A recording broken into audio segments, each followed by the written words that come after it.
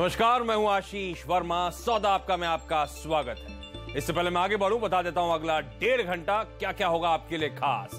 सबसे पहले तो आपसे कुछ ही मिनटों में कमोडिटी मार्केट्स की ओपनिंग होगी, तो समझेंगे ओपनिंग कैसी और आज की रणनीति बनाने में मदद करेंगे तरुण सत्संगी और अनुज गुप्ता। 10:10 के आसपास आएगा आज का तत्काल ट्रेड आइडिया, एक जबरदस्त ट्रेडिंग कॉल। 10:10 के आसपास ही सिमी भौमिक मेरे साथ जुड़ेंगी, तो सिमी से जानेंगे मार्केट का मूड, निफ्टी की स्ट्रैटेजी और सिमी के top stock recommendations. Small caps की दुनिया में क्या हो रहा है ये भी जानेंगे। किरण जाधव और सुमित बागड़िया साहब आज जुड़ने वाले हैं, तो वायदा बाजार पे 10:30 बजे की जो खास पेशकश है, इन दोनों की टॉप स्ट्रैटेजीज और आपकी तमाम क्वेरीज को होगी सॉल्व करने की कोशिश। उसके बाद 11 बजे प्रकाशगावा.com के प्रकाश गावा के साथ मैं लूंगा आपकी तमाम क्वेरीज पर फटाफट सलाह। और साथ ही साथ आज एक इंटरेस्टिंग स्टॉक फोकस में होगा आपके बायोकॉन। बाजार बंद होने के बाद कल देर रात नंबर्स आए, कमजोर नंबर्स, स्टॉक पर प्रेशर है।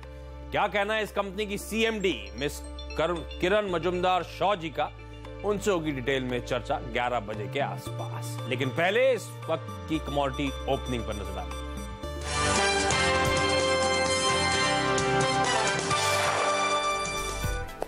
अच्छा, अंदर आने से पहले मैं इंटरनेशनल मार्केट्स में कमोडिटीज देख रहा था।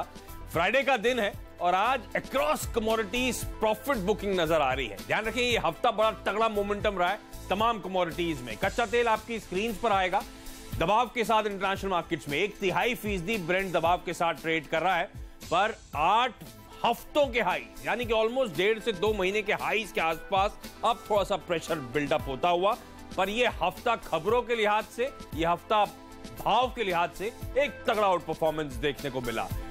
खबरों में ओपेक की तमाम कोशिशें प्रोडक्शन को कट करने की, ऑयल मार्केट्स को रीबैलेंस करने की, और अमेरिका से जो खबरें आ रही हैं वहां की जो इन्वेंट्री है गिरने की, ये बड़ा पॉजिटिव है। अमेरिका खास तौर पे जो अब तक दबाव बनाया हुआ था ग्लोबल सप्लाई सिनेरियो में, डिमांड सिनेरियो में, उसकी तरफ से वो पॉजिटिव आता हुआ। ओपनिंग आ जाए उसके बाद मैं सोने का भी अपडेट आपको दूंगा, लेकिन पहले अब भारतीय बाजार में कमोडिटी मार्केट्स की ओपनिंग आपकी स्क्रीन पर आएगी।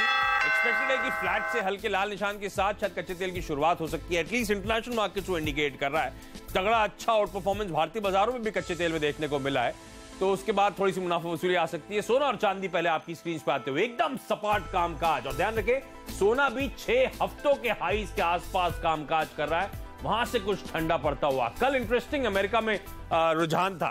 पहले तो खबरें आई कि यूएस सीनेट ने यूनानिमसली अप्रूव कर दिया रशिया पे फर्दर सैंक्शंस लगाने की बात, तो सोने के लिए पॉजिटिव था। पर फिर खबरें इस तरह की भी आने लगी यूएस में कि जिस तरह की अर्थव्यवस्था के बड़े स्ट्रांग आंकड़े हैं, शायद फेड एक और रेट हाइक कर सकता है इस साल के एंड तक। कल तक वो कंफ्यूजन था और थोड़ा सा अब कॉन्फिडेंस बढ़ा है कि एक रेट हाइक आ सकती है, इसीलिए शायद थोड़ा सा प्रॉफिट बुकिंग आती हुई। इनफैक्ट एसपीडीआर गोल्ड की मैं होल्डिंग देख रहा था, उसमें भी डे ऑन डे थर्सडे को वेडनेसडे के मुकाबले 0.5% गिरावट देखने को मिली है कुल होल्डिंग में, तो वो दिखा रहा है लोग थोड़ा सा बेट कम कर रहे हैं, थोड़ी सी पोजीशन हल्की कर रहे हैं। सोना और चांदी दोनों भारतीय बाजारों में हल्के दबाव के साथ शुरुआत करते हुए 1/4 से 1/3% का दबाव।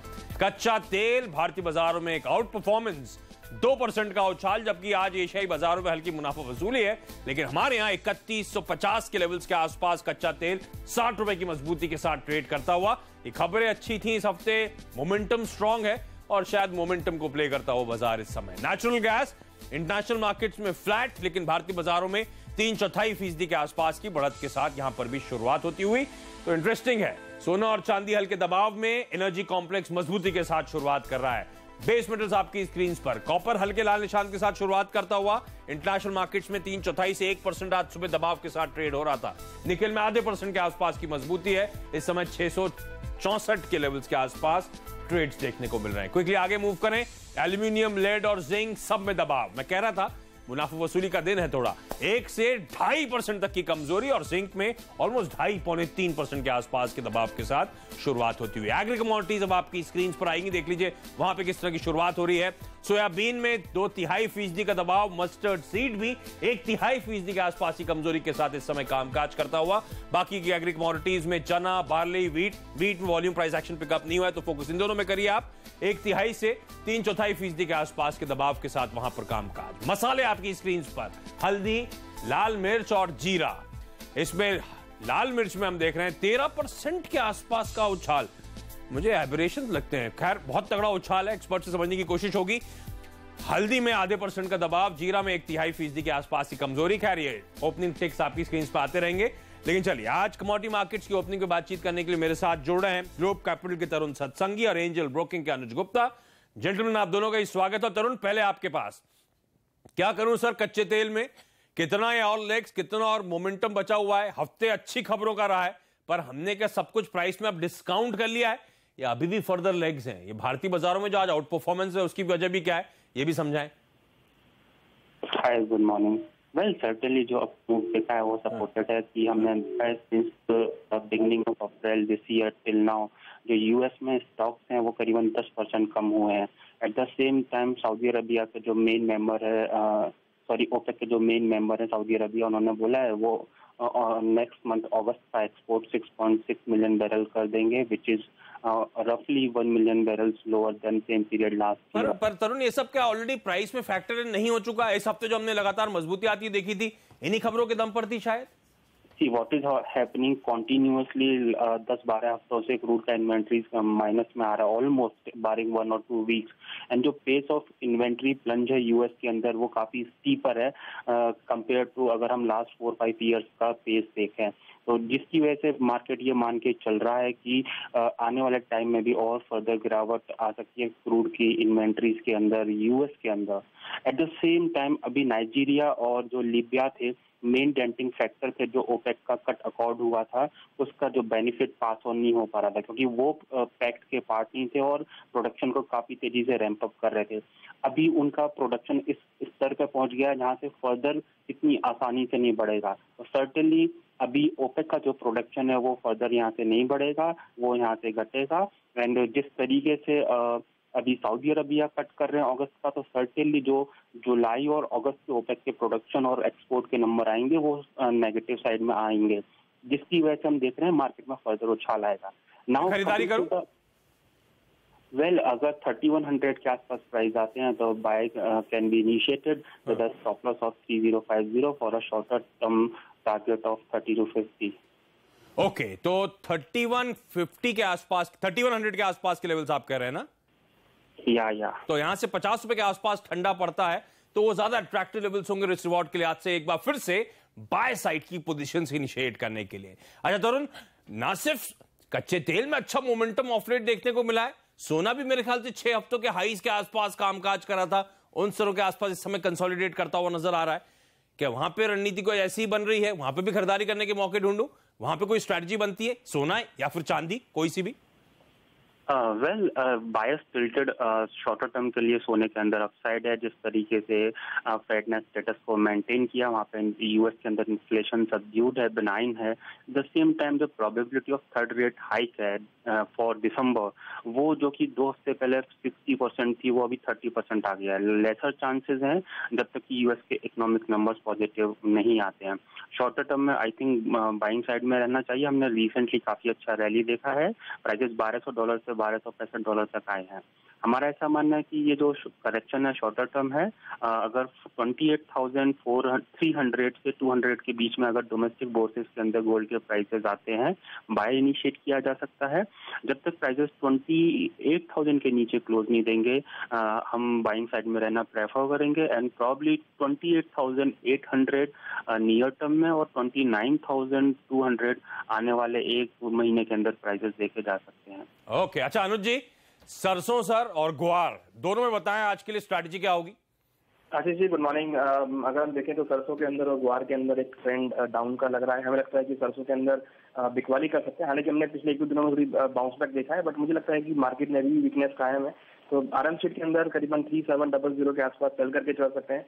स्टॉप लॉस 3745 का, टारगेट करीबन 3635 तक देखने को मिल सकता है। और ग्वार की अगर बात करें तो वहां पर भी अगर हम देखें तो फंडामेंटल काफी वीक है। हमें लगता है कि फंडामेंटल के अकॉर्डिंग जो एरिया बड़ा है और जो बुआई बड़ी है, हमें लगता है कि ग्वार और ग्वार गम में एक सेलिंग प्रेशर देखने को मिल सकता है। तो ग्वार शीट के अंदर 3540 के अराउंड बिकवाली कर सकते हैं। स्टॉप लॉस 3590 का, टारगेट करीबन 3440 तक देखने को मिल सकता है। अच्छा तरुण जी, ये बेस मेटल्स यहाँ पे क्या स्ट्रैटेजी बन रही है, या फिर कोई स्पेसिफिक क्वांटिटी आपने सिंगल आउट करी हो जहां पे कन्विक्शन ज्यादा हो ट्रेड के लिहाज से? सी कॉपर ने रनअप काफी अच्छा रिसेंटली दिया है, बट जिस तरीके से लास्ट 2 डेज से प्राइसेस हाइक और सस्टेन नहीं कर पाए हैं और ग्रेजुअली करेक्ट हो रहे हैं, there is chance of shorter term correction in the complex. हमको लगता है कॉपर वंस अगेन 400-395 के आसपास आना चाहिए। एनी राइज मिलता है क्लोज टू 408 शॉर्ट किया जा सकता है। इवन जिंक लेड भी अपने जो रेस्पेक्टिव रजिस्टेंसेस थे उनको ब्रेक नहीं कर पाए हैं। जिंक काफी अच्छा स्ट्रॉन्ग रेजिस्टेंस है 185 पर एंड लेड का 152 पर, एंड अभी रिसेंट रनअप में भी वहीं से प्राइसेस वंस अगेन स्लिप हुए हैं। बायस दोनों का नेगेटिव ही है। हमको लगता है कि लेड वंस अगेन 144 142 तक आ सकता है। इवन जिंक के प्राइसेस 175 तक आ सकते हैं। ओके चलिए, आप दोनों का ही बहुत बहुत धन्यवाद तरुण जी, अनुज जी, हमारे लिए आज वक्त निकालने के लिए ओपनिंग स्ट्रैटेजीज हमारे साथ शेयर करने के लिए। तो ये थी कमोडिटी मार्केट्स की ओपनिंग और आज की टॉप स्ट्रैटेजीज। यहां पे लूंगा एक छोटा सा ब्रेक के बाद समझेंगे निफ्टी में आज क्या स्ट्रैटेजी होनी चाहिए। मैंने जब कहा था फ्राइडे का दिन है, प्रॉफिट बुकिंग का दिन हो सकता है, तो मैंने क्यों एक्चुअली बाजारों से लिया था। इक्विटी मार्केट्स में भी आज दबाव के साथ ट्रेड होता हुआ और कई सारी कमोडिटीज में भी अच्छा अपमूव्स के बाद आज प्रॉफिट बुकिंग हो रही है। तो इक्विटीज में एक्चुअली क्या मूड है, स्ट्रैटेजी क्या होनी चाहिए और आज का तत्काल ट्रेड आइडिया क्या है, ये सब इस छोटे से ब्रेक के बाद।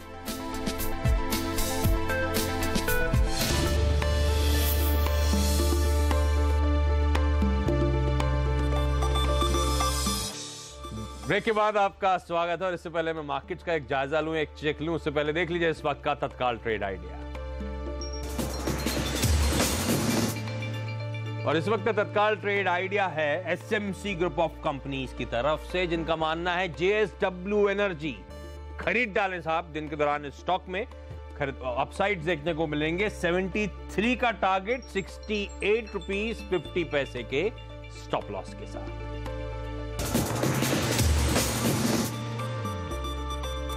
और आगे बढ़ने से पहले चलिए एक मार्केट्स का चेक, हफ्ते का आखिरी कारोबारी सत्र और नई सीरीज का पहला दिन और इंटरेस्टिंग सेशन पैन आउट हो रहा है। आज एसजीएक्स निफ्टी की तरफ से इंडिकेशंस थे कि दबाव और 3/4 से 1% की कमजोरी के साथ कामकाज की शुरुआत होने के इंडिकेशंस थे। दरअसल कल आपको याद होगा एक्सपायरी के दिन हमने सारे गेन्स जो मॉप अप करने की कोशिश करी थी, 10,115 तक के हाईज आज तक के उच्चतम स्तर छुए थे, उसके बाद सारे गेन्स वाइप आउट करे थे और 10,020 जो परसों की क्लोजिंग थी वहीं जाके हम कल क्लोज हुए। ऊपरी स्तरों से 95 पॉइंट का दबाव था और आज भी लग रहा था प्रॉफिट बुकिंग का ही शायद दिन होगा, पर लोअर लेवल से एक रिकवरी है और अब हम वापस 10,000 के लेवल्स के बेहद करीब पहुंचते हुए 9,990 के अब भारतीय बाजार ऊपर इस समय ट्रेड कर रहे हैं। तो ये अब तक का बाजार का सूरत हाल है और दिन के हाईज की तरफ आज दिन का हाई था 9994 दिखा रहा है आपकी स्क्रीन पर, मेरे में 9997 के आसपास का। तो उसी हाईज के आसपास अब दिन के जो है भारतीय बाजार पहुंच रहे हैं। तो अगला सेशन का सेकंड हाफ होने वाला आज इस लास्ट ट्रेडिंग डे का, वो इंटरेस्टिंग होगा। ऐसे में बाजार पे कॉल क्या ले रहे हैं एक्सपर्ट, स्ट्रैटेजी का बनाने की सलाह दे रहे हैं। simibhomik.com की कोलकाता से सिमी भौमिक मेरे साथ आप जुड़ती हुई। सिमी जी हाय, गुड मॉर्निंग। क्या करना चाहिए मैम, ये नई सीरीज कैसी पैन आउट होने वाली है? आप लॉन्ग साइड की पोजीशंस बना के चल रही हैं इस सीरीज के लिए या कुछ मूड बदल गया है, मन बदल गया है मैम? गुड मॉर्निंग आशीष।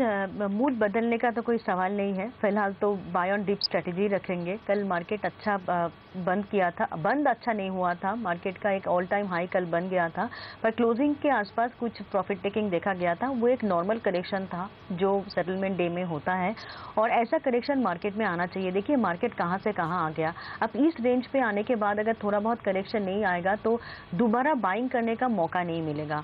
आज सुबह 10-20 पॉइंट नीचे मार्केट खुलेगा ऐसा एक्सपेक्टेशन था, ऐसा हो सकता था कल का क्लोजिंग के बाद, पर 70-80 पॉइंट एसजीएक्स निफ्टी डाउन था, वैसा एक्सपेक्टेड नहीं था। कल का क्लोजिंग ऐसा खराब नहीं था कि उतना नीचे मार्केट वापस खुलेगा, ये एक्सपेक्ट करना पड़ेगा।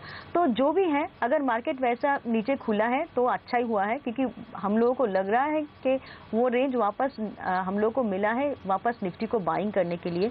आशीष, मैंने जो लेवल आज बाई करने के लिए रखा था वो 9955 9945 का एरिया था, शायद अभी तक निफ्टी उस रेंज को टेस्ट नहीं किया।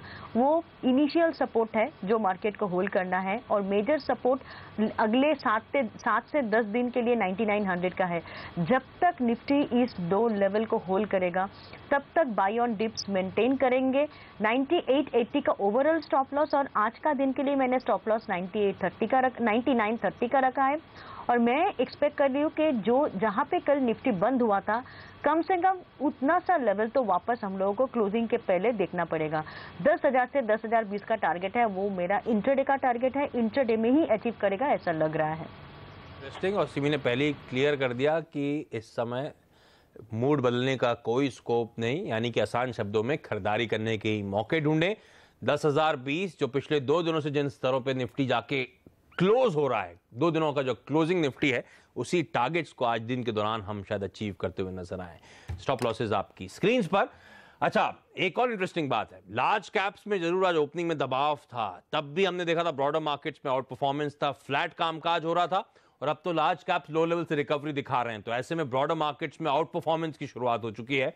मिड कैप्स 1/3, स्मॉल कैप्स 1/4% की मजबूती के साथ ट्रेड करते हुए, और इसीलिए मार्केट ब्रेथ भी जब निफ्टी सेंसेक्स दबाव में 1:1 की आपको नजर आएगी, यानी कि बिल्कुल इवनली पॉइज्ड। ऐसे में स्मॉल कैप्स की दुनिया में दरअसल क्या हो रहा है, कौन से स्टॉक्स आउट परफॉर्मेंस दिखा रहे हैं, कहां हो रही है पिटाई, पूरा जायजा देंगे मेरे सहयोगी वरुण दुबे।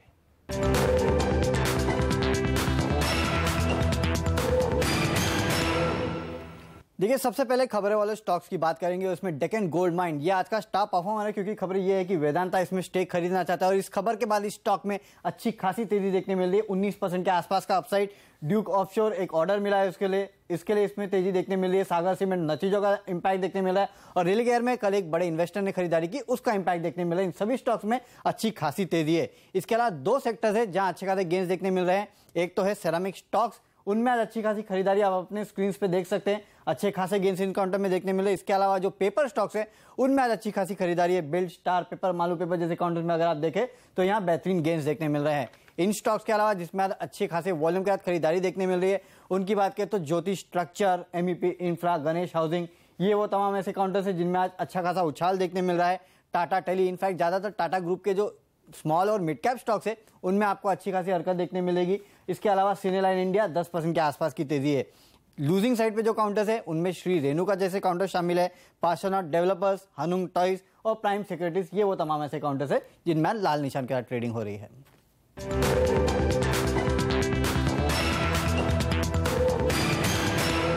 और ऐसे ही कुछ interesting small cap mid cap buzzers जो आज है वो आपकी स्क्रीन पे नीचे चलते हुए CNBC आवाज की स्टॉक 2020 रिकमेंडेशंस जो आज बज कर रही है। नजर रखें इन पे, और रोज सुबह जुड़े 7:30 बजे उस बेहतरीन मुकाबले को देखने के लिए। और यहाँ पे एक छोटा सा ब्रेक के बाद सिमी बॉमिक की top stock specific trading strategies.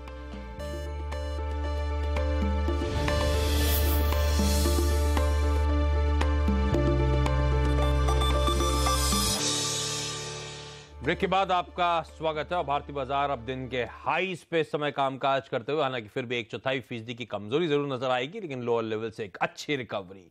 Simi का कहना है निफ्टी में खरीदारी करके चलें 10,020 के लक्ष्य के लिए। अच्छा सिमी, स्टॉक स्पेसिफिक आइडियाज भी प्लीज शेयर करें। 2 स्टॉक मेरे रडार पे है, एक आशीष, एक तो यूनाइटेड स्पिरिट्स है, जिसमें आज बहुत दिनों के बाद एक रिकवरी देखने को मिल रहा था। 2774 के आसपास हाई बनाया था रिसेंटली, और अभी 2530 का कल का लो था, और आज ये वापस रिकवरी मोड में है, 2550 के ऊपर मेंटेन भी कर रहा है। मुझे लगता है कि कल का जो लो था उस लो के नीचे स्टॉप लगा के खरीदारी करना चाहिए, और टारगेट 2620 2650 का होगा। वो एक रिकवरी में उतना सा टारगेट तो 1-2 दिन में आना चाहिए। और मेरा दूसरा जो स्टॉक था वो ऑलरेडी चल चुका है, भारत फाइनेंशियल, जिसमें मैं 825-26 के आसपास बाई कॉल दे रही थी, और अभी ये स्टॉक काफ़ी ऊपर आ चुका है। पर यहाँ पे भी मुझे लगता है कि कोई प्रॉब्लम नहीं है, क्योंकि 820 के ऊपर इसमें एक नया ब्रेकआउट आया है जिसका मिनिमम टारगेट 850 का होता है। तो ये दोनों स्टॉक मेरे लिए बुलिश है, और मुझे लगता है कि खरीदारी करना चाहिए। थोड़ा बहुत डिप मिलता है तो खरीदिए, और टारगेट्स के लिए इंतजार कीजिए, जरूर आएगा। पिछले 15-20 मिनट में वो भारत फाइनेंशियल में तगड़ा उछाल देखने को मिल रहा है। तो अब गलती हो गई मुझसे, अगली बार सिमी से बजाय निफ्टी की कॉल लेने से पहले अब मैं स्टॉक की कॉल्स लिया करूंगा 10:10 के आसपास ही, ताकि हम लोग को टाइम मिस आउट ना करें। सिमी आपका धन्यवाद हमारे साथ आज जुड़ने के लिए। और यहाँ पे एक छोटा सा ब्रेक के बाद वायदा बाजार की टॉप स्ट्रैटेजीज पर फोकस।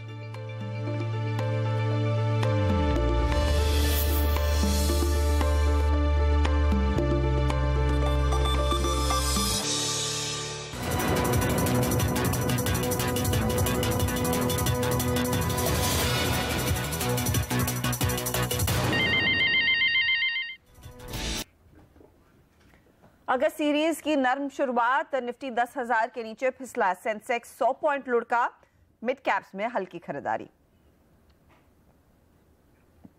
डॉक्टर रेड्डीज के खराब नतीजों के बाद फार्मा शेयरों में बिकवाली बढ़ी।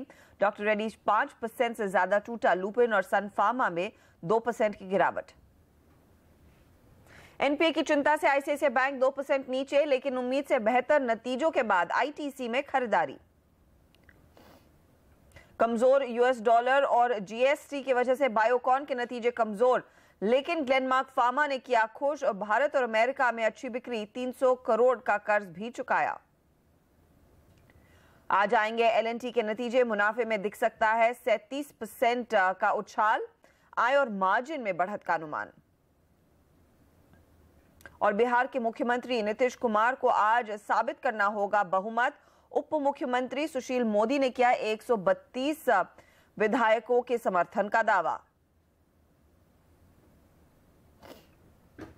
नमस्कार, मैं हूं आपके साथ हर्षदा सावंत और आप देख रहे हैं हमारी खास पेशकश ट्रेडर्स हॉटलाइन। अगर आपने कोई ट्रेड लेना है या फिर लिया है, एक बार हमसे बात जरूर करें। खासकर हम आपको बताएंगे कि अगस्त सीरीज की जो थोड़ी सी नरम शुरुआत हुई है, अब यहां से आगे क्या रणनीति आपकी होनी चाहिए और क्या ट्रेड आप लेंगे तो सबसे ज्यादा कमाई होगी। 1800-209-7890 पर आपने लगाना है हमें फोन, या फिर आप हमें व्हाट्सएप के जरिए भी अपने सवाल पूछ सकते हैं। 7045220000 ये हमारा व्हाट्सएप नंबर है। बाजार पर एक बार नजर डाल लीजिए। 25 अंकों की गिरावट निफ्टी पर देखी जा रही है। 10,000 के हल्के नीचे है, 6 पॉइंट नीचे उस ऐतिहासिक लेवल से। साथ ही साथ आप देखिएगा सेंसेक्स में भी 100 अंकों की गिरावट बनती दिखाई दी है। कल दोपहर से ही या फिर कल बाजार के आखिरी 1 घंटे के ट्रेड में हमने देखा बिकवाली की पोजीशंस हावी होती हुई दिखाई दे रही थी। लोगों ने मुनाफा वसूली की और वो आज सुबह भी जारी है। Mid cap index however stand out कर रहा है लगभग 70 पॉइंट ऊपर, और बैंक निफ्टी जो लगातार ऊंचाइयों पर था, यहां पर भी हम देख रहे हैं ऊपरी लेवल से कुछ आई मुनाफा वसूली ही है। क्या रणनीति आपकी होनी चाहिए? हमारे साथ है kiranjadhav.com के किरण जाधव। किरण, गुड मॉर्निंग। अगस्त सीरीज थोड़ी सी नर्म दिख रही है शुरुआती ट्रेड से, क्या सलाह होगी? कॉशियस सलाह होगी, बट कॉशियसली बुलिश ही रहना चाहिए अभी के लिए। मुझे लगता है कि अगले 1 हफ्ते के लिए तो मुझे कोई मंदी आती नजर नहीं आ रही है। तो मेरा मानना है कि जो कि अहम लेवल है 10,030, उसके इर्द गिर्द हम ट्रेड करते नजर आएंगे। जो अगर गिरावट देखने को मिलती है तो आपको बाय करके ही चलना चाहिए, बाय ऑन डिप्स वाली रणनीति अपनानी चाहिए। आज के लिए भी अगर बाय करना है तो बिल्कुल अभी बाय किया जा सकता है। 9935 का स्टॉप लॉस रहेगा और टारगेट्स के लिए 10,030, 10,060 के लेवल्स सोमवार तक देखने को मिलेंगे। स्टॉक स्पेसिफिक एक्शन ज्यादा अच्छा देखने को मिलेगा अभी फिलहाल के लिए। इस पर ज्यादा जोर दिया जाए उस लिहाज से। सुमित, आप कैसे ट्रेड करेंगे इस मार्केट को? बैंक निफ्टी में हल्की मुनाफा वसूली आ रही है, निफ्टी भी नरम पड़ रहा है। Hi, good morning Harshada. Well, immediately Nifty के अंदर एक दबाव हमको जरूर देखने को मिला है, बट एक इमीडिएट जो सपोर्ट बन के आ रहा है वो है 9950 लेवल्स। दैट मींस जब तक 9950 नहीं टूटते निफ्टी के अंदर, तब तक बाइंग साइड में रहना चाहिए। अगर 9950 के लेवल्स टूटे तो ही सेलिंग में बैठना है, जिसके अंदर 9850 के लेवल्स देखने को मिल सकते हैं। जब तक 9950 नहीं टूटता है तब तक बाइंग में रह सकते हैं। ऊपर में इमीडिएटली 10,000 के ऊपर निफ्टी अगर सस्टेन करता है तो हमें 10,100 तक के लेवल्स निफ्टी के अंदर देखने को मिल सकते हैं। दूसरी तरफ बैंक निफ्टी में भी सेम ऐसा ही रुझान है। जब तक 24,750 के लेवल नहीं टूटते तब तक बाय में रहा जा सकता है। 24,750 के लेवल टूटे तो फिर सेलिंग करनी होगी। ऊपर में इमीडिएट टारगेट 25,000 टूटने के बाद 25,300 तक के लेवल्स हमको बैंक निफ्टी के अंदर देखने को मिल सकते हैं। सो ओवरऑल फिलहाल बायस एक बार पॉजिटिव मान के चले। जो मैंने सपोर्ट लेवल्स बताए हैं वो स्टॉप लॉस के तौर पे काम करेंगे और उसके नीचे गया तो सेलिंग में बैठ सकता है। ओके, ये आपके लिए सलाह है कि थोड़ी सी मुनाफा वसूली देखने को मिल सकती है, इसीलिए आपने जो पोजीशन लेनी है सुमित के लिहाज से वो बिकवाली की होगी। 9850 का टारगेट ये दे रहे हैं और साथ ही साथ बैंक निफ्टी भी थोड़ा सा लड़खड़ा सकता है। 24,400 तक फिसलने के चांसेस सुमित को दिख रहे हैं। तो इधर वेज आप वो ट्रेड ले सकते हैं। हमारे साथ अब हमारे दर्शक जुड़ रहे हैं। अतुल लाइन पर है दिल्ली से। अतुल, बताइए क्या ट्रेड लिया है आपने? जेट एयरवेज है 612 पे, जुलाई का था, मैंने इसको रोल ओवर कर दिया अगस्त में। ठीक है, 612 पे, राइट? हाँ, जेट 583 पर लेकिन आ चुका है, दबाव काफी दिखा है इस काउंटर में। कुछ रिवर्सल की संभावना है क्या किरण? स्टॉप लॉस नहीं लगाया, लेकिन अब और नुकसान ना हो तो क्या सलाह होगी? देखिए, आज के लो के नीचे स्टॉप लॉस लगाना चाहिए, अच्छा सपोर्ट है। मेरा स्टॉप लॉस 565 का होगा और होल्ड करने की सलाह होगी। मुझे लगता है कि ये ट्रेंड रिवर्सल प्राइस पैटर्न देखने को मिलेगा और ये स्टॉक करीबन 590 595 तक जा सकता है। पर इसी क्षेत्र में इंडिगो मुझे ज्यादा अच्छा दिखाई देता है। मुझे लगता है कि अगर इधर सौदे बनाए जाए तो ज्यादा अच्छा रहेगा। इधर स्टॉप लॉस 1250 का रहेगा और टारगेट्स के लिए 1280 के लेवल देखने को जल्दी मिल नहीं पाएंगे। ओके, तो ये फिलहाल आपके लिए सलाह है। आज आप 580 का स्टॉप लॉस जरूर लगाइएगा और अगर आप हो सके तो स्विच कीजिए इंटरग्लोब एविएशन में, वहां पर चांसेस है बेहतर रिटर्न क्या, तो लिए आपके लिए सलाह है।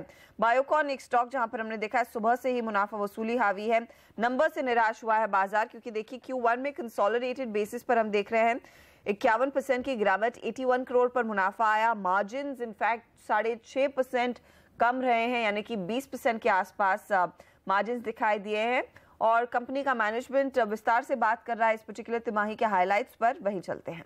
Net, the licensing, impact of forex and R&D expenses. So when you look at those core operating EBITDA margins, it is a healthy 29%. Coming to R&D, R&D stood at 58 crores this quarter, which is a net increase of 13% year on year.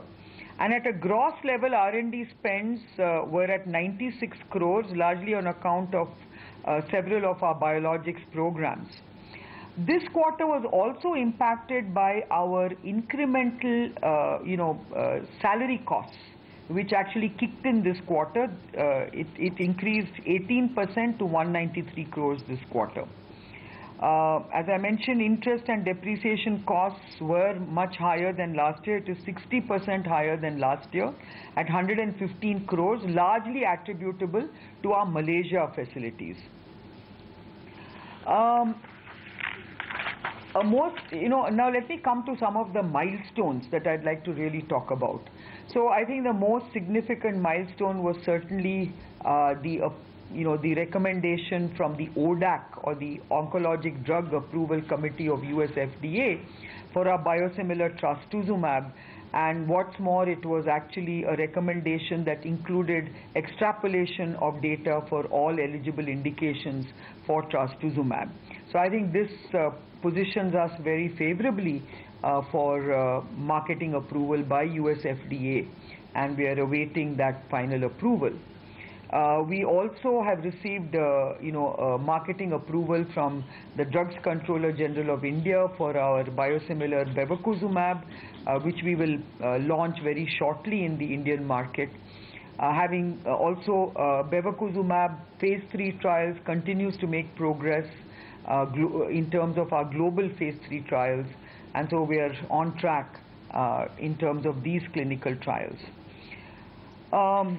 We also presented our clinical trial data of insulin glargine at the American Diabetes Association at their 77th scientific session in San Diego earlier this year. As I mentioned earlier, the biologics business has actually registered a 15% year-on-year growth to 184 crores. तो Biocon का management की Majumdar highlights देती हुई इस particular quarter के, लेकिन देखिए इस बारी निराशा तो हाथ लगी है। स्टॉक सुबह से ही काफी करेक्ट कर रहा है, 3% की गिरावट। इनफैक्ट खुला ही लगभग 6% नीचे था मेरे ख्याल में, और वहां से थोड़ी सी रिकवरी जरूर आई है, लेकिन तभी भी 3% की गिरावट पर इस समय ट्रेड्स बनते हुए दिखाई दे रहे हैं। मॉलिक्यूल बिजनेस का परफॉर्मेंस जो है वो नरम ही पड़ता हुआ दिखाई दे रहा है। ये वजह है कि इस तरह का सेल ऑफ बायोकॉन में आज देखने को मिला। इनफैक्ट दिशा ने बायोकॉन में पोजीशन ले रखी है, हमारे साथ आगरा से जुड़ गई हैं। बताइए दिशा है लाइन पे? नहीं, अच्छा ठीक है, उनका सवाल ले लेते हैं। 383 के आसपास इनकी पोजीशन खड़ी थी, सलाह क्या होगी आपकी? इनफैक्ट सुमित ये बताइए, क्योंकि स्टॉक काफी तेजी से गिरा है, इनका प्राइस अगर आप देखिए दूर नहीं है करंट मार्केट लेवल से, लेकिन अब क्या करना चाहिए? इनफैक्ट मेरे ख्याल में इन्होंने बिकवाली की पोजीशन, शॉर्ट की पोजीशन ले रखी है, तो क्या होल्ड करना चाहिए शॉर्ट सेलर्स को? Yes absolutely Harshada, I think बहुत सारे फार्मा स्टॉक्स के अंदर हमें आज वीकनेस देखने को मिल रही है। इमीडिएटली बायोकॉन के अंदर भी यही हो रहा है। 3% का इसमें डाउनफॉल हमने ऑलरेडी देख लिया है। 386-87 के आसपास ये ट्रेड कर रहा है। स्टॉक में शायद और भी थोड़ी गिरावट देखने को मिल सकती है, जिसके अंदर हमें 370 तक के लेवल्स देखने को मिल सकते हैं। एक बार के लिए सेल पोजीशंस को होल्ड करके चले। आई थिंक इमीडिएटली ऊपर में इनको स्टॉप लॉस जो लगाना पड़ेगा वो 394-395 के आसपास का होगा। 387 अभी ट्रेड कर रहा है। 394-395 के आसपास का स्टॉप लॉस लगाए पोजीशंस के अंदर और एक बार होल्ड करें। नीचे में इमीडिएटली 370 शायद 360 के लेवल्स भी हमको देखने को मिल सकते हैं, क्योंकि आफ्टर ए रैली सभी फार्मा में हमने एक फॉल देखा है, तो शायद ये कुछ दिनों तक एक्सटेंड हो सकता है। ओके, तो ये बिकवाली का सिलसिला जारी रह सकता है इस पर्टिकुलर काउंटर में। तो अगर आपने बिकवाली की पोजीशन ली है, होल्ड कीजिए उस ट्रेड को, आगे शायद कुछ और गिरावट बनती हुई दिखाई देगी। ये फिलहाल रहा है। मुझे याद है कल ही हम इस पर बात कर रहे थे और 390 का एक स्टॉप लॉस की बात की जा रही थी, लेकिन जाहिर तौर पर वो स्टॉक उससे नीचे फिसल रहा है और जैसे सुमित ने लेवल सुझाए हैं, आगे कुछ और नरमी के आसार बनते दिखाई दे रहे हैं। फिलहाल संजीव चौधरी हमारे साथ है दिल्ली से। हाय संजीव, बताइए क्या ट्रेड लिया है आपने? मैम एक्चुअली मैम मेरे पास M&M फाइनेंशियल के 2 लॉट हैं 380 से। ओके, मैंने सेल किया हुआ है। बिकवाली की है। ओके, शॉर्ट किया है 380 पर ये शॉर्ट कॉल M&M फाइनेंशियल में। स्टॉक तो देखिए आज कैश में 405-406 के आसपास है। किरण, क्या सलाह होगी? ट्रेंड के अगेंस्ट किया है, तो मेरा मानना है कि गलत ट्रेड है, निकल जाना चाहिए। मालूम नहीं है अभी ये, अगर स्टॉक का अगर लॉन्ग टर्म चार्ट भी देखते हैं तो ये ओपन ब्लू स्काई टेरिटरी में चला गया है, रिजल्ट भी आ चुके हैं। तो आई थिंक कि इधर से बढ़ने के चांसेस ज्यादा है ना कि घटने के, तो इधर से जल्द बाहर निकल जाए, यही सलाह होगी। कि जो शॉर्ट ट्रेड में बने रहने का कोई फायदा नहीं, क्योंकि टर्न अराउंड आता दिखाई दे रहा है इस पर्टिकुलर स्टॉक में। एक और सवाल ले लेते हैं। विजय हमारे साथ लाइन पर जुड़ गए हैं जयपुर से। हाय विजय। हाँ मैडम, मैंने एक्चुअली रिलायंस का एक लॉट शॉर्ट किया हुआ है अगस्त का फ्यूचर का 1600 रुपए में, और एक हिंडाल्को का भी किया हुआ है 219 रुपए में अगस्त का ही।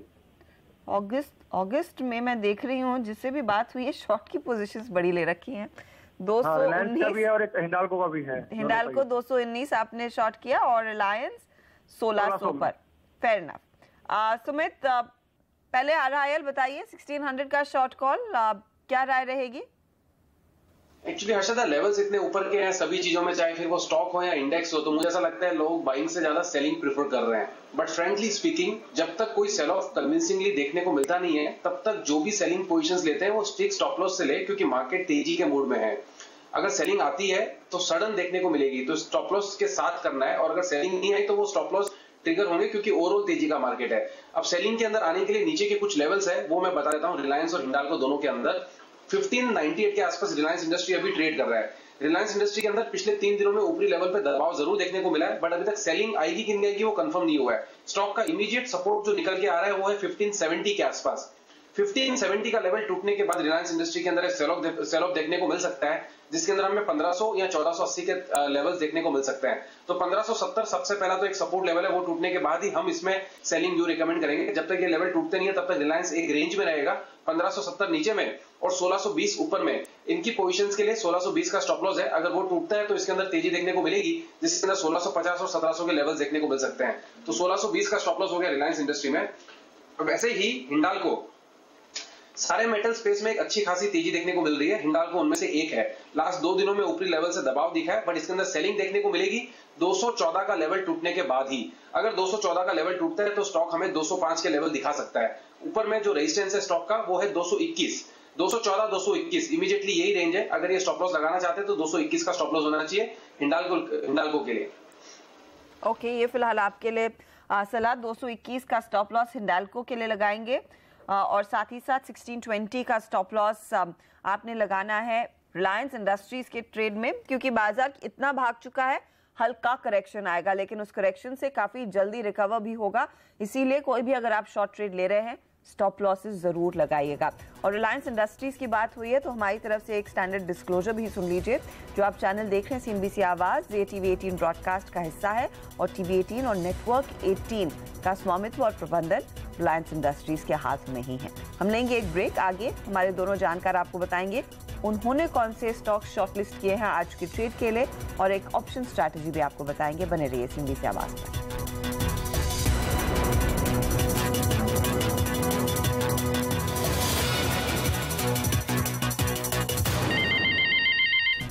आप देख रहे हैं ट्रेडर्स हॉटलाइन और फोकस रखते हैं चोलामंडलम के शेयर पर, जहां पर हमने देखा है स्टॉक में कल भी थोड़ा सा एक्शन तेजी का बनता हुआ दिखाई दिया था।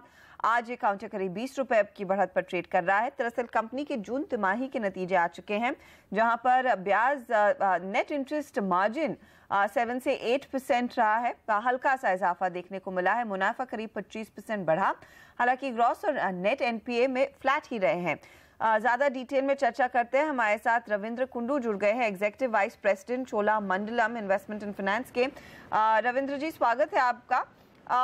फेयरली गुड क्वार्टर, क्या ये कहना ठीक रहेगा, क्योंकि मार्जिन्स में हल्का इंप्रूवमेंट, प्रॉफिट में इजाफा और एनपीएस की जो सबसे ज्यादा चिंता होती है आजकल वो एकदम सपाट रहे हैं?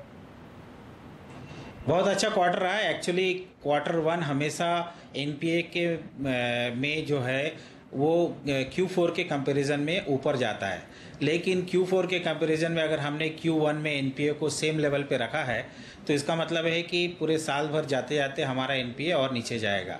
और जब हम Q1 टू Q1 कंपेयर करते हैं, लास्ट ईयर Q1 के मुकाबले जीएनपीए कम हुआ है, और लास्ट ईयर हमारा 120 डीपीटी पे एनसीएल हमारा कैलकुलेशन हो रहा था। अब हम 90 डीपीटी पे एनसीएल कैलकुलेट कर रहे हैं, प्रोवाइड कर रहे हैं। उसके बाद भी एनसीएल में सिर्फ 0.1 का इजाफा हुआ है। एक बहुत ही मतलब अचीवमेंट है हमारे लिए। मैं इनफैक्ट एक ब्रेकअप देख रही थी जहां पर लार्जली आपके डिसबर्समेंट 6.5% बढ़े हैं year on year. Vehicle disbursements में सब्सटैंशियल इंप्रूवमेंट है, लेकिन होम फाइनेंस में थोड़ा सा धीमापन देखने को मिला है। क्या वजह है कि होम फाइनेंस में थोड़ी सी स्लगिशनेस देखी जा रही है? होम लोन में और होम इक्विटी में दो अलग अलग जो डिसबर्समेंट होता है हमारे होम फाइनेंस के अंतर्गत, उसमें होम लोन में अच्छा डिसबर्समेंट हुआ है। लेकिन होम इक्विटी जो लोन अगेंस्ट प्रॉपर्टी है, जिसमें कि हम पिछले 1 साल से कलेक्शन में काम कर रहे हैं, और हमें लगता है कि ये जो स्पेस है थोड़ा ज़्यादा ओवर क्राउडेड हुआ है, तो इस कारण हमने कॉशियसली थोड़ा सा अप्रोच रखा हुआ है। लेकिन होम इक्विटी में ये क्वार्टर में जो डिसबर्समेंट आप देख रहे हैं, उसके कंपैरिजन में Q2 और Q3 में अब ग्रोथ आने लगेगा। ये डिसबर्समेंट हमारा मेरे हिसाब से Q4 के कंपैरिजन में ठीक ठाक रहा है, तो होम इक्विटी में भी अब आने वाले दिनों में हमें अच्छा डिसबर्समेंट दिखेगा। क्या कुछ आप गाइड कर पाएंगे for the rest of the year, किस तरह की ग्रोथ देखने को मिलेगी? क्या आप मार्जिन को और बेहतर कर पाएंगे? 10% के दायरे में हम क्या वो देख पाएंगे आगे? देखिए, निम जो है वो 8% के आसपास है, और ये इस लेवल पे मेंटेन करना भी बहुत बड़ा चैलेंज है, क्योंकि मार्केट में जो कॉस्ट ऑफ फंड कम होने के कारण बैंक्स जो ज़्यादा अच्छे रेट ऑफर कर रही है कस्टमर को, तो उसके कारण एक कंपटीशन तो है। लेकिन हमारा जो एडवांटेज है वो ये है कि हमारे पास बहुत सारे प्रोडक्ट्स है। हमारे पास पुरानी गाड़ियों पे फाइनेंस करने का एक 40% का करीब है। साथ में हम ट्रैक्टर, 2 व्हीलर, सी और अन्य प्रोडक्ट भी करते हैं कमर्शियल व्हीकल के अलावा। तो सारे प्रोडक्ट को मिला के, और हमारे ब्रांचेस अक्रॉस द कंट्री है, जहाँ पर रूरल में हमारा पेनिट्रेशन ज़्यादा होने के कारण कॉस्ट ऑफ जो आपका जो लेंडिंग है उसमें हमारे को बेनिफिट मिलता है, और ओवरऑल जो यील्ड है वो हम मेंटेन कर पाते हैं। इसके कारण 8% और 8% के ऊपर स्लाइटली ज़्यादा हम इस साल में मेंटेन करेंगे। और जहाँ तक बात है डिसबर्समेंट का, डिसबर्समेंट फिर लाइट कमर्शियल में और स्मॉल कमर्शियल में, साथ में यूज्ड में ज़्यादा ग्रोथ होने के चांसेस हैं। जैसा कि आप देख रहे हैं कि मानसून अच्छा हो रहा है, उसके कारण लाइट और स्मॉल में ग्रोथ आएगा और हमें भी बेनिफिट मिलेगा। साथ में जो यूज्ड बिजनेस में हमारा ग्रोथ बना हुआ है उसको हम कंटिन्यू करेंगे। इसके सिवाय जो व्हीकल फाइनेंस में अन्य प्रोडक्ट है, जैसे कि 2 व्हीलर है, ट्रैक्टर है, कंस्ट्रक्शन इक्विपमेंट में, उसमें हम 3-4 साल से ही काम चालू किए हैं, तो वहाँ से भी ग्रोथ आने वाला है। तो आप कह रहे हैं बेसिकली मॉनसून का फायदा मिलेगा, रूरल इनकम बढ़ेगी, और उस लिहाज से लोग ज़्यादा वो गाड़ियाँ खरीदना चाहेंगे और आपके पास ज़रूर आएंगे फिर लोन्स लेने के लिए। All the best sir coming quarters के लिए। यहाँ पर मैनेजमेंट अपनी रफ गाइडेंस देता हुआ कि थोड़ा सा बेहतर परफॉर्मेंस देखने को मिल सकता है मार्जिन्स में, लेकिन 8% is a difficult challenge to maintain. वो स्टॉक आपके सामने 21 रुपए की बढ़त पर ट्रेड करता हुआ। लेंगे एक ब्रेक, आगे पिक्स, बने रहिए।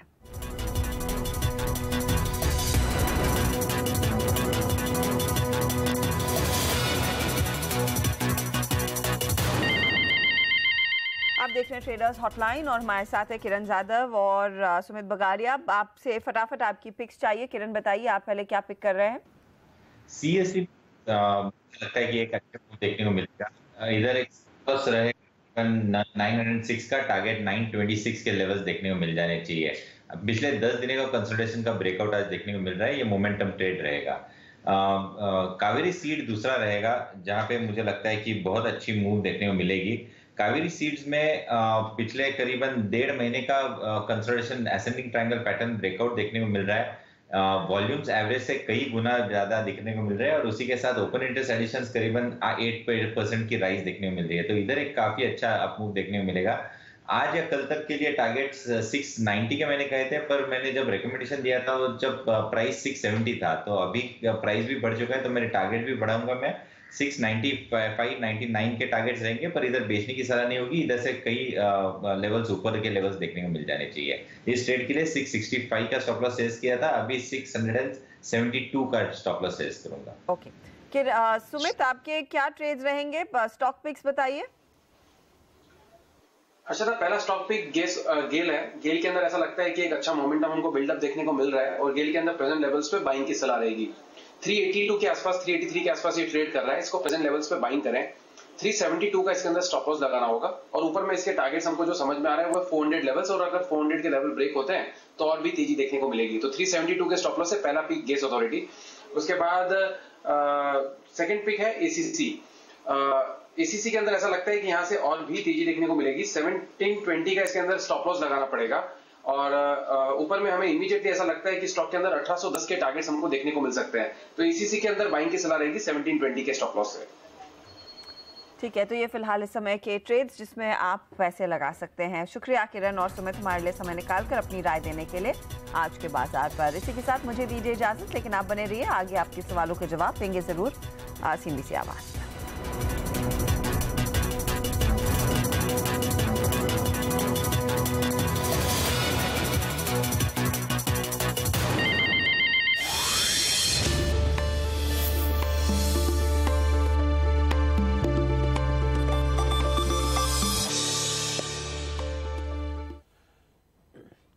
अगस्त सीरीज की कमजोर शुरुआत, निफ्टी 10,000 के नीचे फिसला, सेंसेक्स भी 150 पॉइंट लुढ़का, लेकिन मिड कैप्स में हल्की खरीदारी।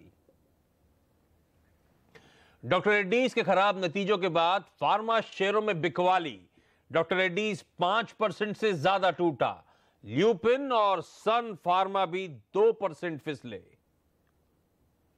एनपीए की चिंता से ICICI बैंक 2% लुढ़का, लेकिन उम्मीद से बेहतर नतीजों के बाद ITC में खरीदारी। कमजोर US डॉलर और GST के कारण बायोकॉन के नतीजे कमजोर, लेकिन ग्लेनमार्क फार्मा ने किया खुश। भारत और अमेरिका में अच्छी बिक्री, 300 करोड़ का कर्ज भी चुकाया। आ जाएंगे L&T के नतीजे, मुनाफे में दिख सकता है 37% का शानदार उछाल। आय और मार्जिन में भी बढ़त का अनुमान। और बिहार के मुख्यमंत्री नीतीश कुमार को आज साबित करना होगा बहुमत। उप मुख्यमंत्री सुशील मोदी ने किया 132 विधायकों के समर्थन का दावा। 132 विधायकों के समर्थन का दावा और 122 मेजॉरिटी मार्क है। 243 कुल सीट्स हैं उसे बिहार में, तो 122 के जादुई आंकड़ों को क्रॉस करना है। 11 बजे वो फ्लोर टेस्ट की शुरुआत होनी है, तो अगर कोई अपडेट आएगा तो आपको वहां ले चलेंगे, अपडेट दे दूंगा मैं आपको। पर हाईली लाइकली है कि फ्लोर टेस्ट में पास होते हुए नजर आएंगे। सबकी नजरें लेकिन होंगी, क्या कोई क्रॉस वोटिंग होने वाली है उस पर सबकी पैनी नजरें रहेंगी। जहां तक भारतीय बाजारों की बात है, हफ्ते का आखिरी कारोबारी सत्र और नई सीरीज का पहला दिन और कमजोरी के साथ शुरुआत हुई है, लेकिन अच्छी बात कि दिन के लो से एक रिकवरी देखने को मिली है। 1/3 से आधे % के दबाव के साथ भारतीय बाजारों में कामकाज। निफ्टी आज दिन का लो था 9965 का, तो उन लेवल से ऑलमोस्ट 20-25 पॉइंट के आसपास की रिकवरी के साथ इस समय हो रहा है कामकाज। लेकिन ब्रॉडर मार्केट्स में आउट परफॉर्मेंस है। मिड कैप 1/3, स्मॉल कैप्स हरे निशान के साथ, इसलिए जब बेंचमार्क सेंसेक्स और निफ्टी लाल निशान के साथ ट्रेड कर रहे हैं, मार्केट ब्रेथ आपको 1:1 यानी कि इवनली पॉइज नजर आएगी। 3 रिजल्ट्स पे रिएक्शन आपकी स्क्रीन पे आने चाहिए। आईसीआईसीआई बैंक, आईटीसी और ओएनजीसी, तीनों दिग्गज बाजार बंद होने के बाद आए थे। आईसीआईसीआई बैंक एसेट क्वालिटी अभी भी बहुत एलिवेटेड लेवल्स पर है, 8-8.5% पे ग्रॉस एनपीएस, इसीलिए ये स्टॉक आज दबाव में और अच्छा आउट परफॉर्मेंस भी दिखाया है, तो 300 के लेवल्स के बेहद करीब कामकाज करता हुआ। आईटीसी, हालांकि अब जो नंबर्स आएंगे Q2 के ज्यादा इंपॉर्टेंट होंगे, लेकिन रिजल्ट्स अच्छे हैं, इसीलिए आपकी स्क्रीन पे वो स्टॉक हरे निशान के साथ ट्रेड करता हुआ। वॉल्यूम ग्रोथ का आंकड़ा है, बाजार मान रहा था वॉल्यूम डी ग्रोथ हो सकती है या वॉल्यूम डिक्लाइन हो सकते हैं। और तीसरा स्टॉक था ओएनजीसी, ठंडे नतीजे, 1% का दबाव, लेकिन सबकी नजरें वो एचपीसीएल के साथ विलय और उसके फायदों पर होगी। अच्छा, ग्लेनमार्क फार्मा नंबर्स, बायोकॉन के नंबर्स बेहद कमजोर थे। किरण मजुमदार शॉ जी से अभी मैं कुछ देर में इसी शो के दौरान बातचीत भी करूंगा, लेकिन ग्लेनमार्क फार्मा के नंबर्स अच्छे थे, लेकिन अब वो फ्लैश आता हुआ आपकी स्क्रीन पे, FY18 की जो कंसोलिडेटेड गाइडेंस थी वो ग्लेनमार्क फार्मा ने घटा दी है। पहले 12 से 15% की जो सेल्स की ग्रोथ की गाइडेंस थी उसे घटाकर 8 से 10% करा है। और जबकि ये Q1 नंबर्स जो आए थे ये हमारी उम्मीद से बेहतर थे, नंबर्स अच्छे थे, बैलेंस शीट में 300 करोड़ रुपए के आसपास का डेट इस कंपनी ने रिड्यूस करा था, तो मुझे समझना होगा कि कोई रीजन क्या है इस गाइडेंस घटाने के पीछे। स्टॉक हालांकि उतना विग्रसली रिएक्ट नहीं करता हुआ, 1.5% के उछाल के साथ इस समय कामकाज होता हुआ। अच्छा, प्रकाशगाबा.com के प्रकाश सर मेरे साथ जुड़ चुके हैं। प्रकाश सर, क्या करूं, मूड भाई खरीद लूं? आज तो गिरावट है, अच्छा मौका है क्या? गिरावट है, वीकेंड जाने दूं, मंडे को फ्रेश स्ट्रैटेजी बनाऊं? ट्रेंड तो स्टिल इंटैक्ट है, हाँ। कहीं पर कॉम्प्रोमाइज नहीं हुआ। अब जो ब्रॉडर पैरामीटर्स है, हाँ। उसके हिसाब से कहीं पर भी कॉम्प्रोमाइज नहीं हुआ। आज गिरावट हुई है, हाँ। ब्रेकडाउन हुआ है, ब्रेकडाउन नहीं हुआ, गिरावट में शुरू हुआ है, लेकिन यहाँ पर लोअर लेवल्स में सपोर्ट है। जब तक आज का लो सपोर्ट करता है तब तक तो कहीं मान के चलना चाहिए, आज खरीदो कल मंडे ले जाओ, आज खरीदो आज बेचो, लेकिन खरीदारी कम होगा। हाँ, अगर आज का लो ब्रेक हो जाता है फिर एक शॉर्टिंग की अपॉर्चुनिटी बनती है इंट्राडे के लिए, 1 या 2 दिन के लिए, बाद में देखेंगे। 9963, तो आज के लोज ध्यान रखें 9963 के आसपास के हैं, वो लेवल्स अगर ब्रीच होते हैं, उसके नीचे भारतीय स्लिप होते हैं, तो फिर मूड बदलने का समय होगा। तब उस टाइम पर अगर ऐसा हुआ तो दिन के दौरान फिर प्रकाश सर 1 बजे मेरे साथ होंगे, हमारे साथ होंगे, तो फ्रेश कॉल ले लेंगे इस समय। लेकिन गिरावट में खरीदारी करने के मौके, फिर उन लेवल्स, मतलब आज के लोज पे मैं स्टॉप लॉस लगा लूं, वो बेहतर रणनीति होगी, है ना? मैं 2 चक्कर तो ले चुका हूं, ऊपर नीचे से ऊपर, नीचे से ऊपर, नीचे से ऊपर, नीचे से ऊपर, मतलब 2 बार बाय करके बेच, 2 बार कर चुका हूं। तो जब भी करा करें आप नीचे टिकर में अलर्ट दे दिया करें, हमको, हम फ्लैश कर दिया करेंगे। अभी ट्रेड नहीं है ना, तो अभी डिस्क्लोज करने की जरूरत नहीं है। अरे आपके साथ हम भी पैसा बना लिया करेंगे। अच्छा, चलिए स्टॉक फटाफट शुरुआत करते हैं। अगले 6 मिनट प्रकाश सर के साथ आपकी तमाम क्वेरीज को करेंगे सॉल्व।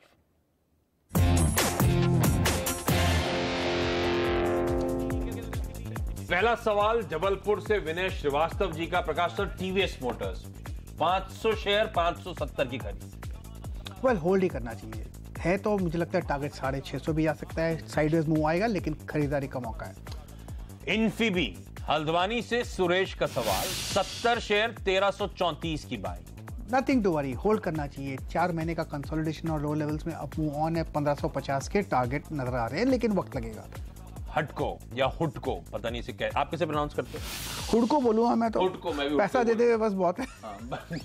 जोधपुर से पीयूष ढोलकिया साहब का सवाल, 626 शेयर 91 की बाइंग। होल्ड करना चाहिए, बेसिक स्ट्रक्चर जो पॉजिटिव है, बहुत अच्छा बार बनाया 3 महीना पहले, अब थोड़ा करेक्शन में, nothing to worry, lower levels पे आएंगे, लेकिन 75-76 में सपोर्ट है, फिर एक अप मूव शुरू होगा 100 का लेवल। तो हुड को होल्ड करें। एसएमएल इसूजू राजकोट से शक्ति, 100 शेयर 1320 की बाइंग। ये स्टॉक लॉन्ग टर्म के लिए बहुत बढ़िया है, शॉर्ट टर्म में थोड़ी गिरावट है, ये बाइंग अपॉर्चुनिटी बनती है, buy and hold. Long term target 1400 भी नजर आएगा, लेकिन वक्त लगेगा। रीसेंट आईपीओ पे क्वेरीज आ रही हैं। सीडीएसएल मुंबई से पुनीत रुंगटा, 25 शेयर 394 की बाइंग। 340 का स्टॉप लगाना चाहिए, होल्ड करना चाहिए। डी मार्ट नांदेड़ से दौलत राम जी का, 100 शेयर 943 की buying. Well, nothing to worry, hold करना चाहिए, स्टॉप होना चाहिए 880 का, अपर रीजन में 1000 की तरफ जाने की कोशिश करेगा, वक्त लग सकता है। जीएम ब्रूवरीज अहमदाबाद से कमलेश भट्ट, 1000 शेयर 486 की बाइंग। यहाँ पर इनको एक स्टॉप लगाने की जरूरत पड़ेगी, स्टॉप होना चाहिए 400 रुपए का, यहाँ से अगर ब्रेक हो जाता है तो एग्जिट। लगता है स्लगिश माहौल है, एक लेवल लेता हूँ, उस पर ध्यान दीजिएगा, 500 का। जब भी ये 500 क्रॉस कर लेगा फिर आउट ऑफ द वुड्स, फिर तो 600 भी जाएगा। एलएनटी कानपुर से टीडी गुप्ता, 50 शेयर 1190 की बाइंग। होल्ड करना चाहिए, टारगेट 1300 के, 1250 से 1300। एलएनटी के आज रिजल्ट्स आने, ध्यान रखिए। पेट्रोनेट, पटना से सुशांत का सवाल, 1000 शेयर 224 की बाइंग। होल्ड करना चाहिए लेकिन लोअर लेवल्स में सपोर्ट है, थोड़ी करेक्टिव मोड पर है लेकिन लोअर लेवल्स में सपोर्ट है। अब मुंह मिलेगा 220 की तरफ, वहां पर एग्जिट आ गया। सुजलॉन पे सवाल, पुणे से उत्तम सरनाइक जी का 1500 शेयर, पर इनकी तो 14.5 की बाइंग है। इनको तो होल्ड ही करना चाहिए। 5 रुपए का काफी गैप भी है इनको। Nothing to worry, hold 25। अगर शॉर्ट टर्म का नजरिए तो 25-26 में बेच दीजिएगा, अदरवाइज ये लॉन्ग टर्म होल्ड है। मार्क्सन्स फार्मा, गुड़गांव से वीएन दवे, 100 शेयर 58-59 की बाइंग। होल्ड करना चाहिए, अब साइडवेज जोन पर है, अब मुंह मिलेगा 50, जब इनकी कॉस्ट आएगी वहीं पर रेजिस्टेंस है, एग्जिट। सुमीत इंडस्ट्रीज, आगरा से तरुण गुप्ता, 410 शेयर 33 की बाइंग। होल्ड करना चाहिए, 30 का स्टॉप लगाइए, अपसाइड में कुछ 40 के इर्द गिर्द वहां पर मुनाफा बुक कर सकते हैं। एरोग्रेनाइट, मुजफ्फरपुर से फिरोज, 157 स्टॉक्स 72 की बाइंग। स्टॉप लगाने की जरूरत है, 65 ब्रेक हो जाता है तो एग्जिट, अब मुंह मिलता है तो 80 के इर्द गिर्द वहां पर निकल जाइएगा, रेंज बाउंड है ट्रेड। गुजरात एल्कली, चंडीगढ़ से गगन चतुर्वेदी, 125 शेयर 415 की बाइंग। नथिंग टू वरी, 380 का स्टॉप लगाइए, होल्ड कीजिए, 475 से 480 ये एक जोन है, वहां पर प्रॉफिट बुक कर सकते हैं। बायोकॉन, नासिक से अशोक जी का सवाल, 50 शेयर 420 की बाइंग। होल्ड करना चाहिए, टारगेट 440 से 460। अभी साइडवेज मूव मिल सकता है, but nothing to worry Biocon. Biocon की सीएमडी से कुछ देर में बातचीत इसी शो में। श्रीराम ट्रांसपोर्ट, देहरादून से सुमित्रा, 270 शेयर 1118 की बाइंग। नथिंग टू वरी, 940 में एक स्ट्रॉन्ग सपोर्ट जोन, 950 जोन पर होल्ड कीजिए, अप मूव मिलेगा 1100 के आसपास, निकलना चाहे तो निकलना चाहिए, लेकिन वहां पर जब चला जाता है फिर 1200 का भी लेवल दिख पाएंगे। आईओसी, हिसार से सोम प्रकाश, 300 शेयर 418 की बाइंग। यहां पर एग्जिट, लोअर लेवल्स देखने को मिल सकते हैं। जीईटीएनडी, पटना से अभिषेक का सवाल, 500 शेयर 368 की बाइंग। बढ़िया ब्रेकआउट मिला है, अब यहां पर भी सस्टेन करता है तो टारगेट मिलेगा 450 के, होल्ड कीजिए जीएनडी। और पुणे से कोलगेट पामोलिव पे सवाल है, ये सवाल आया है अविनाश सिंह से। 100 शेयर है, 1110 की बाइंग, तो 40 रुपए पर शेयर के आसपास का लॉस हो रहा है, और मैं अज्यूम कर रहा हूं लंबी अवधि का पोर्टफोलियो का स्टॉक होगा। और लंबी नहीं भी है तो लंबी अवधि का ही होना चाहिए पोर्टफोलियो का स्टॉक। इनका टारगेट 1180 से 1200 नजर आता है, तो होल्ड कीजिए, डिप आते हैं तो एक मौका मिलता है खरीदने का।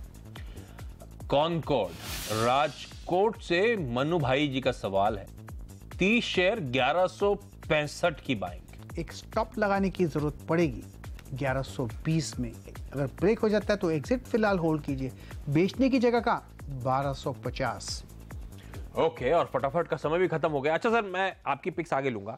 ये कोलगेट, पामोलिव, ये जो बड़े एमएनसी स्टॉक्स थे, ये काफी लंबे से चले नहीं है, इस रैली में पार्टिसिपेट नहीं करा है, हालांकि रिच वैल्यूएशंस होंगे, कंसर्न जो भी हो। आप क्या ऐसे क्वालिटी स्टॉक्स में लंबी अवधि के लिए अट्रैक्टिव लग रहे हैं क्या? सेफ बेट है, काफी लोग ढूंढते हैं कि सस्ता दाम। इन्होंने रैली में पार्टिसिपेट तो किया ही नहीं किया होगा, लेकिन ये सेफ्टी मार्जिन बहुत हाई है। ब्रश तो हम सुबह करना ही है हमें, पर वो आजकल वो पतंजलि का भी ब्रश कर लेता हूँ ना, दिक्कत ये है। तो वो भी जब वो आ जाएगा लिस्ट होगा तो वो भी उसमें भी ले लेंगे, लेकिन ये सेफ्टी मार्जिन बहुत है, क्योंकि जो रिटेल इन्वेस्टर निवेशक है उनके लिए जरूरी है कि सेफ्टी मार्जिन देखें। वो एक दो स्टॉक ढूंढ लेते हैं, फिर उस पर नुकसान होता है, फिर हम फंस गए। ये फंसने की जगह नहीं है। ऐसे सोशल मीडिया में एक आ रहा था कि यूएस में दातून बिकते हैं आजकल, देखा था आपने? वो 5-6 दातून की स्टिक्स का पैकेट $5 में, और हम उसको वैल्यू नहीं करते। आजकल ऑर्गेनिक सब बिकता है। चलिए, यहाँ पे एक छोटा सा ब्रेक लूंगा। प्रकाश सर की पिक्स तो आगे लूंगा ही लूंगा, लेकिन आज एक स्टॉक रडार पे है, वो है बायोकॉन, और इस कंपनी की सीएमडी मिस किरण मजुमदार शॉ जी से करूंगा बातचीत इस छोटे से ब्रेक के बाद।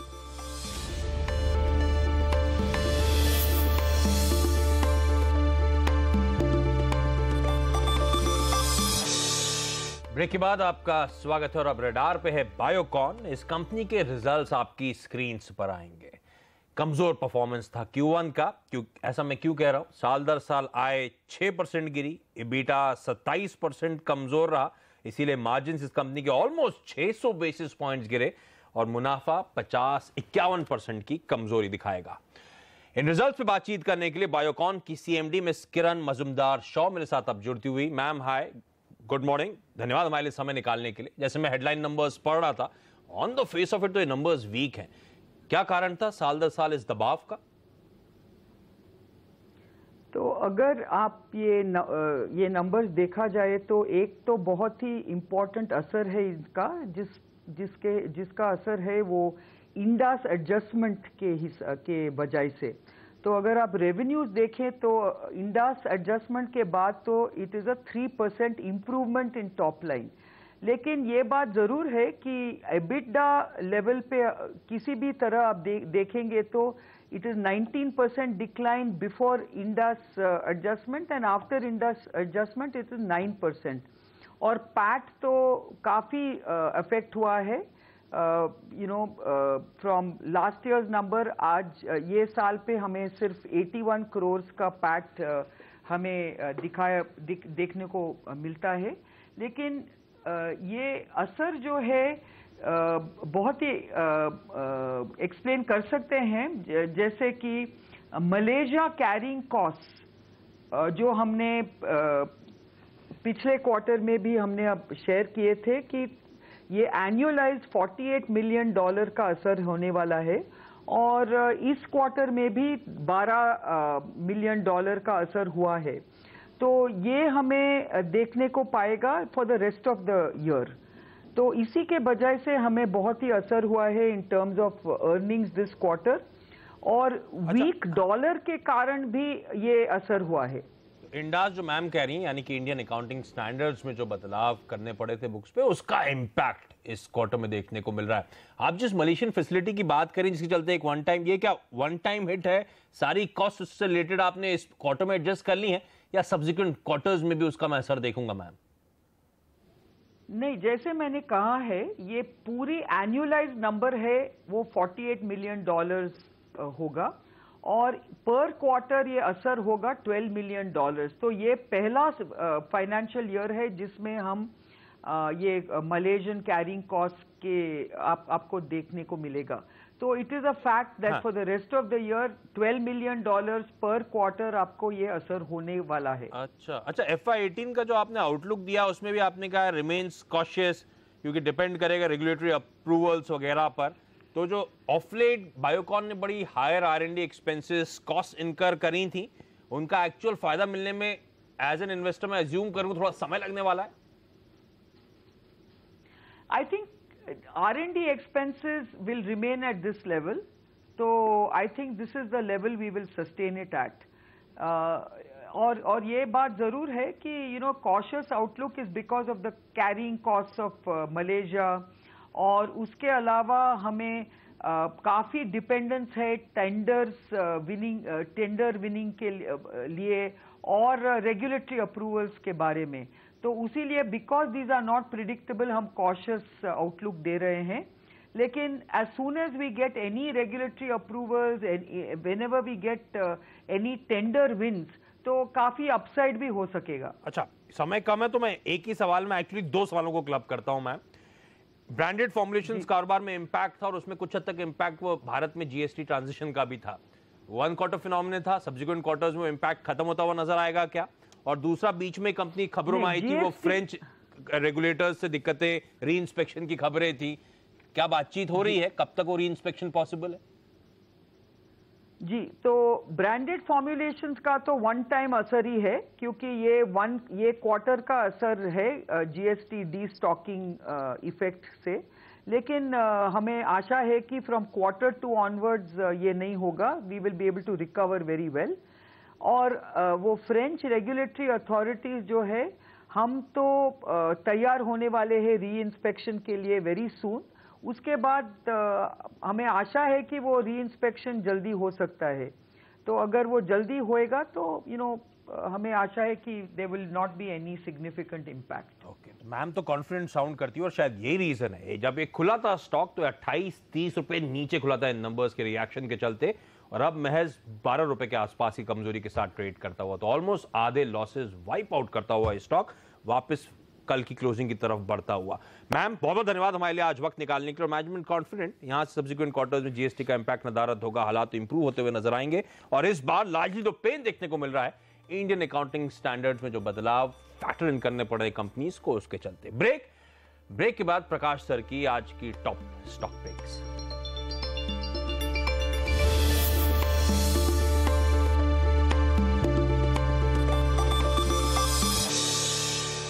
ब्रेक के बाद आपका स्वागत है और प्रकाश सर की टॉप स्टॉक रिकमेंडेशन जानने का समय। प्रकाश सर बताएं। 2 स्टॉक्स अच्छे लगते हैं। एक तो है गेल में काफ़ी हद तक जो मूव नज़र आ रहा है, लगता है यहीं से शुरू होना चाहिए। इसका target on the upside 393 to 400 zone है, मुझे लगता है वहाँ तक जाएगा। मुझे थोड़े 1-2 दिन 4 दिन लग सकते हैं। स्टॉप होना चाहिए 378। सेफ बाय, अच्छा बेस बना है और ब्रेकआउट भी मिल चुका है। दूसरा स्टॉक जो अच्छा लग रहा है वो है M&M financial. Up move on है, 4 दिन से कंसोलिडेशन हुआ, वहीं पर सपोर्ट मिला है। इसका टारगेट ऑन द अपसाइड 415 से 420 जोन है। स्टॉप होना चाहिए 395। अच्छा, ये इसे तो भी आप, 1-2 दिन लग सकते हैं, 1-2 दिन के 2-3 दिन, लेकिन ये सेफ बेट्स है। अब से हर मंडे को प्रकाश सर एक काम करेंगे, अगला ट्रेडिंग सेशन मंडे है, मंडे को आपसे लंबी अवधि हफ्ते भर की हिसाब से बेस्ट बेट्स कौन सी वो बताया करिए आप। वाकई में ये दोनों स्टॉक भी वैसे ही हैं। तो बस तो ठीक है, ये अगले हफ्ते की टॉप बेट्स मान लेते हैं। गेल और Mahindra and Mahindra financial services. Prakash sir आपका धन्यवाद, आपको और आप सबको हैप्पी वीकेंड। यहाँ पे छोटा सा ब्रेक के बाद कमोडिटी राउंड। नमस्कार।